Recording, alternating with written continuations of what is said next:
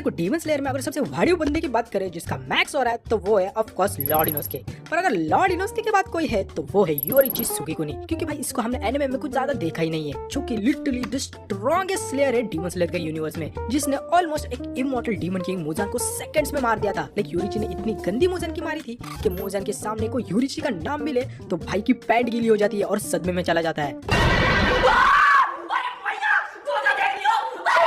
तो भाई आज के वीडियो में हम इसी वाडियो बंदे के पूरे लाइफ हिस्ट्री के बारे में जानेंगे कि कैसे योरिची ने डीमन स्लेयर पावर्स को हासिल किया, ब्रीदिंग स्टाइल्स को क्रिएट किया, जिससे वो इतना पावरफुल बना कि उसने लास्ट में जाके डीमन किंग मोजान को ऑलमोस्ट मार ही दिया। सो वीडियो लास्ट तक जरूर देखिए। का जन्म सेंगोकू एरा में हुआ था ऑलमोस्ट 500 साल पहले, जब आके ने सुगिकुनी ने 2 जुड़वा बच्चों को जन्म दिया था by the name Yoriichi and Michikatsu. और इन दोनों बच्चों में से कुछ ही सेकंड से छोटा होता है अपना योरिची, जिसके फोरहेड पे एक वियर्ड सा बर्थ मार्क था। इस बर्थ मार्क को देखकर योरिची का फादर बहुत ही ज्यादा गुस्सा हो गया था और उसे मार देना चाहिए ये ऑर्डर दिया था। पर योरिची की माँ आकेनो ने फुल उसको धमकी दी, जिसके कारण योरिची बच जाता है। पर फाइनली ये डिसाइड होता है कि योरिची 10 साल का होने के बाद उसे मंक बनने के लिए टेंपल भेज दिया जाएगा। पर भाई ये किसी को भी नहीं पता था कि ये वियर्ड सा मार्क और कुछ नहीं बल्कि डीमन स्लेयर मार्क है, जिससे योरिची अपना पूरा डीमन स्लेयर के यूनिवर्स में सबसे स्ट्रॉन्गेस्ट स्लेयर बनने वाला है। योरिची बचपन से ही एकदम साइलेंट और काम था एंड लोगों को तो ऑलमोस्ट वो म्यूट ही लगता था, इसलिए लोग सोचते थे कि कहीं ये गूंगा तो नहीं। और ऊपर से भाई योरिची इसलिए भी शांत रहता था क्योंकि भाई योरिची और उसके भाई मिचिकात्सु का ख्याल बहुत ही डिफरेंटली रखा जाता था। लाइक मिचिकात्सु को हर एक चीज दी जाती थी, लाइक बड़ा रूम, अच्छे कपड़े, अच्छी एजुकेशन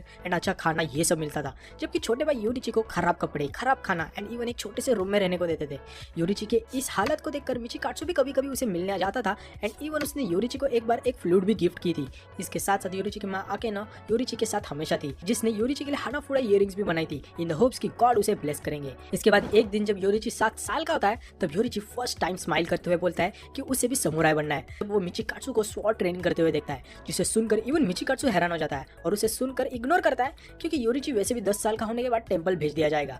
ये होने के बाद मिचिकात्सु का ट्रेनर योरिची की मजे लेने का ट्राई करता है by giving him a sword और फाइटिंग स्टांस लेने को बोलता है उसे। पर भाई इसी मोमेंट पे योरिची फाइटिंग स्टांस तो लेता है और उस ट्रेनर बंदे को सेकंड्स में ही 4 ब्लोज देके हरा देता है, जिसे देखकर मिचिकात्सु शॉक हो जाता है क्योंकि मिचिकात्सु जो कि सालों से ट्रेनिंग ले रहा था वो लिटरली टच भी नहीं कर पाया था अपने ट्रेनर को। हावेवर ये होने के बाद योरिची ये फील करता है कि वो किसी को भी हर्ट नहीं करना चाहता, तो वो सामुराई बनने का प्लान ही छोड़ देता है। इसके बाद हम ये भी देखते हैं कि पाउटे मिचिकात्सु योरिची को पूछने का ट्राई करता है कि भाई आखिर तुमने उस ट्रेनर को हराया कैसे, जिसे सुनकर योरिची एक्सप्लेन करता है कि कैसे तुम अपोनेंट के movements, blood flow and muscle contraction को देखकर उनके अटैक्स को प्रेडिक्ट कर सकते हो। इससे हमें ये पता चलता है कि ये ब्रीदिंग स्टाइल टेक्निक्स की स्टार्टिंग थी। पर भाई ये सब बोलने के बाद योरिची मिचिकात्सु को बोलता है कि इंस्टेड ऑफ फाइटिंग मुझे तो भाई तुम्हारे साथ पतंग उड़ाने में इंटरेस्ट है। ये सब के बाद कुछ ही सालों में योरिची की माँ आकेनो मर जाती है, जिसके बाद योरिची एक रात मिचिकात्सु को फाइनल गुड बाय बोलने जाता है और बोलता है कि मैं टेंपल के लिए निकल रहा हूँ। और लास्ट में उसे थैंक यू भी बोलता है फॉर द फ्लूट जो मिचिकात्सु ने उसे बचपन में गिफ्ट करी थी। और फाइनली वहां से चला जाता है। योरिची के जाने के बाद मिचिकात्सु को अपनी माँ की डायरी से यह पता चलता है कि योरिची को ये कई सालों से पता था कि उनकी माँ बीमार है और वो ज्यादा टाइम तक नहीं जीने वाली। इसके साथ साथ मिचिकात्सु को ये पता चलता है कि योरिची को ये पता था कि उनका बाप योरिची को नेक्स्ट हायर मतलब कि किंग बनाने वाला था इंस्टेड ऑफ मिचिकात्सु, एंड उल्टा मिचिकात्सु को ही वो टेंपल भेजने वाले थे ताकि वो अपनी स्वॉर्ड स्किल्स को इंप्रूव कर सके। और इसी रीजन के कारण योरिची उस रात चुपचाप से घर छोड़कर चला जाता है ताकि मिचिकात्सु बच जाए। ये सब पता लगने के बाद मिचिकात्सु को खुश या फिर सैड लगने की जगह इस पाउटे को योरिची के इस काइंडनेस को देख के गुस्सा एंड जेलसी फील होती है और वो सोचता है कि कैसे योरिची इतना हम्बल एंड काइंड हो सकता है एंड कैसे वो हमेशा मिचिकात्सु से स्ट्रॉन्गर एंड बेटर स्वॉर्ड्समैन है। भाई यार ये मिचिकात्सु कैसा पाउटे है यार। योरिची जो कि घर छोड़कर भाग जाता है वो लिटरली एक रात एंड एक दिन तक स्ट्रेट पहाड़ पे भागता रहता है, वो भी विदाउट एनी एग्जॉशन, जहाँ उसकी मुलाकात उटा नाम की लड़की से होती है जिसकी पूरी फैमिली डीमन के हाथों मारी गई थी, जिसे देखकर योरिची उटा के साथ रहने का डिसाइड करता है। एंड फिर 10 साल बाद उटा और अपना बॉय योरिची की शादी हो जाती है एंड फिर उसके बाद उसकी बीवी भी प्रेग्नेंट हो जाती है। सो सिंस उटा भी प्रेग्नेंट थी तो उटा के प्रेगनेंसी को हेल्प करने के लिए योरिची बोलता है कि वो किसी नर्स को ढूंढने को जाएगा जो कि उनकी हेल्प कर सके। और फिर ऐसे योरिची निकल जाता है एक नर्स को ढूंढने के लिए और फिर रास्ते में उसे एक बुढ़ा इंसान मिलता है जिसको हेल्प चाहिए होती है। और भाई योरिची तो भाई हमको पता ही है कितना दिल का साफ है कि वो उस बुड्ढे की हेल्प करने लगता है और इस हेल्प के चक्कर में योरिची को टाइम का पता ही नहीं चलता एंड रात हो जाती है। तो वो सोचता है कि वो कल नर्स को ढूंढने जाएगा, तो इसलिए योरिची फिर से घर चला जाता है। पर घर जाते ही वो देखता है कि उसकी बीवी उटा और उसका अनबॉर्न बच्चा मर गए बाय द डीमन अटैक। इस ट्रेजेडी को देखकर योरिची इतना ज्यादा शॉक हो जाता है कि भाई लिटरली अपनी मरी हुई बीवी के बॉडी को पकड़कर 10 दिनों तक रोता रहता है इन द होप कि वो फिर से जिंदा हो जाए। पर जब भाई एक ट्रैवलिंग डीमन स्लेयर योरिची को ऐसे रोते हुए देखता है तो वो कैसे तो भी करके योरिची को फोर्स करता है, जिससे योरिची फाइनली अपनी बीवी को बरी कर देता है। वेल इस ट्रेजेडी के कारण योरिची फिर से ब्लेड उठाने का डिसाइड करता है to become a demon slayer and कसम खाता है कि वो सारे डीमंस को मार देगा। इसके बाद फिर योरिची अपने डीमन स्लेयर के जर्नी में ट्रेनिंग चालू कर देता है and in the short time Yoriichi एक इनक्रेडिबली पावरफुल डीमन स्लेयर बन जाता है अपने मार्क एंड इनेट टैलेंट के कारण। इसके बाद हम ये देखते हैं कि योरिची अपने भाई मिचिकात्सु को मिलता है एट अ समुराई कैंप, जब मिचिकात्सु के सारे कॉमरेड मर गए होते हैं due to the demon attack and फिर योरिची सेकंड्स में उन डीमंस को भी मार देता है और फिर मिचिकात्सु से माफी मांगता है for the death of his comrade. ये सब के बाद सिंस योरिची के पास स्पेशल ब्रीदिंग टेक्निक थी by the name sun breathing, जिससे वो डीमन स्लेयर को इजीली हरा पाता था, तो ये टेक्निक योरिची अपने फेलो डीमन स्लेयर को भी सिखाने का ट्राई करता है। पर ये टेक्निक को कोई भी भाई परफेक्टली सीख ही नहीं पाता, पर स्टिल योरिची हार नहीं मानता और वो इन ब्रीदिंग स्टाइल को यूजर के अकॉर्डिंग चेंज करके उन्हें सिखाता है, जिसके कारण न्यू ब्रीदिंग स्टाइल बनती है जो कि उन पर्टिकुलर पर्सन को फिट हो, जैसे कि water breathing style, stone breathing style, frame breathing style सब। फिर ये टेक्निक जो यूजर मास्टर कर लेता है वो आगे जाके हाशिरा बन जाते हैं। इसके बाद कुछ सालों में योरिची की मुलाकात सुमियोशी कमाडो एंड सुयाको से होती है, जहाँ योरिची उन दोनों को डीमन अटैक से बचाता है और इसके बाद फिर योरिची उन दोनों के साथ क्लोज फ्रेंड्स बन जाता है, बिल्कुल उनका एकदम फैमिली के जैसे रिलेशन हो जाता है। वेल ये सब के बाद इवेंचुअली कुछ ही सालों में योरिची की मुलाकात माइकल जैक्सन आई मीन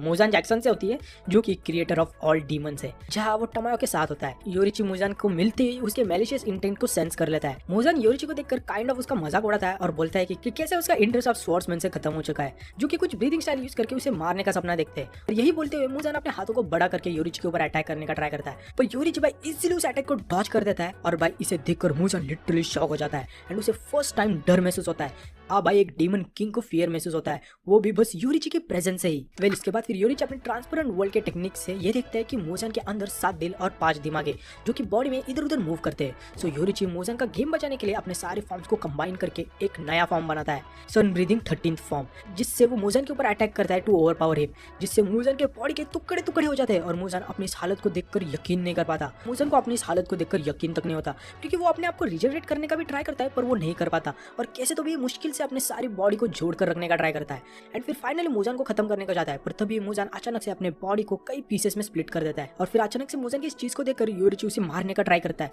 उसको फुल एंड फाइनल मारने का ट्राई करता है। पर योरिची बस मोजान के 1500 बॉडी पीसेस को ही मार पाता है आउट ऑफ द 1800 पीसेस, जिसके कारण मोजान बच के निकल जाता है एंड इवेंचुअली हील भी हो जाता है। सो मोजान जरूर योरिची से बच जाता है एंड इवन योरिची मोजान को मारने में फेल हो जाता है, पर स्टिल भाई मोजान लिटरली इतना डर जाता है कि भाई 500 सालों तक चुप कर बैठ जाता है ताकि भाई योरिची डैडी आके उसे मार ना दे, क्योंकि भाई हम सबको पता है अगर योरिची को पता चल गया मोजान कहाँ पे तो भाई ये तो गया बेटा। ये सब के बाद हम फिर से टमायो को देखते हैं जो कि रोने लगती है और मोजान पाउटा को गाली देती है और बोलती है कि आखिर तू क्यों नहीं मरा, और फिर वो खुद भी सरप्राइज हो जाती है कि आखिर वो कैसे मोजान के कर्ज से रिलीज हो गई है, क्योंकि मोजान वीक होने के कारण टमायो उसके कर्ज से रिलीज हो गई। ये सब के बाद फिर टमायो योरिची से बात करती है और उसे मोजान के बारे में सब कुछ बोल देती है और योरिची ये सुनकर फिर टमायो के आईज में दुख देखता है, जिसके बाद योरिची टमायो को जाने देता है। वेल ये सब विषय होने के बाद बाकी के डीमन स्लेयर योरिची को मिलने आते हैं और बोलते हैं कि योरिची का बड़ा भाई मिचिकात्सु ने डीमन स्लेयर कॉर्प्स को बिट्रे कर दिया है एंड अब वो एक डीमन बन चुका है, जिसके बाद सारे लोग योरिची को ब्लेम करते हैं कि कैसे उसने मोजान को मारा नहीं और टमायो को भी छोड़ दिया एंड इवन अब उसके भाई मिचिकात्सु ने डीमन स्लेयर कॉर्प्स को बिट्रे कर दिया। इसे सुनकर भाई योरिची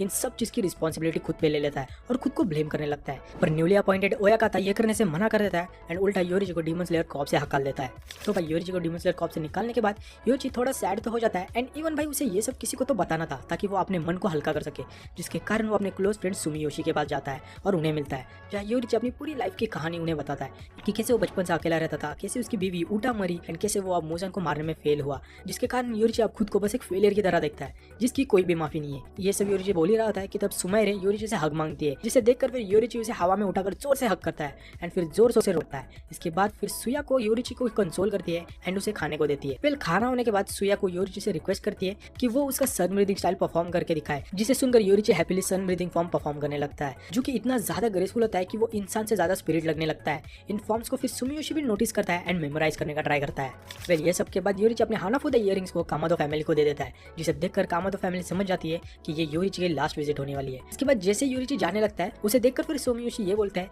कि योरिची तुम एक फेलियर नहीं हो, और योरिची को याद दिलाता है कि कैसे उसने उनकी जान बचाई दी एंड इवन सुमियोशी को प्रॉमिस करता है कि वो सन ब्रीदिंग फॉर्म्स को जनरेशन टू जनरेशन प्रिजर्व करके रखेगा, जिसे सुनकर योरिची स्माइल करता है एंड फाइनली गुड बाय बोल देता है। वेल ये सब के बाद इवन दो योरिची एक डीमन स्लेयर नहीं था, पर फिर भी वो इंडिपेंडेंटली डीमन को हंट करता है और उन्हें मारता है एंड ऐसे ही कई सालों तक योरिची ये करता है एंड ऊपर से अगर तुम्हें पता ना हो तो ये भी बता दूं, जिस पर्सन के पास डीमन स्लेयर मार्क होता है वो सिर्फ 25 साल तक ही जी सकता है। पर भाई योरिची कुछ ज्यादा ही डेंजर बंदा था जो कि लिटरली 80 साल तक जिया। इससे हमें ये समझ में आता है कि योरिची कितना ज्यादा वाडियो था। वेल इसके बाद फिर योरिची बूढ़ा होने के बाद अपने लाइफ के आखिरी दिन पे अपने भाई मिचिकात्सु से मिलता है, जो कि अब अपर मून 1 कोकोशिबो के नाम से जाना जाता है, जिसे देखकर योरिची रोने लगता है एंड कहता है कि कैसे उसका भाई एक डीमन बन चुका है। पर मिचिकात्सु योरिची को देखकर डिस्गस्ट शो करता है एंड इवन थोड़ा शॉक भी हो जाता है कि कैसे योरिची के पास डीमन स्लेयर मार्क होने के बावजूद वो इतने साल तक जिया। इसी मोमेंट में फिर योरिची मिचिकात्सु के लिए सॉरी फील करता है क्योंकि उसे मिचिकात्सु को मारना ही पड़ेगा, क्योंकि आफ्टर ऑल वो एक डीमन बन चुका है। जिसके लिए फिर योरिची मिचिकात्सु के ऊपर अटैक करता है। योरिची के इस अटैक को देखकर मिचिकात्सु का डिस्गस्ट फियर में बदल जाता है और उसे ये समझ में आता है कि भले ही भाई योरिची एक बूढ़ा इंसान बन चुका है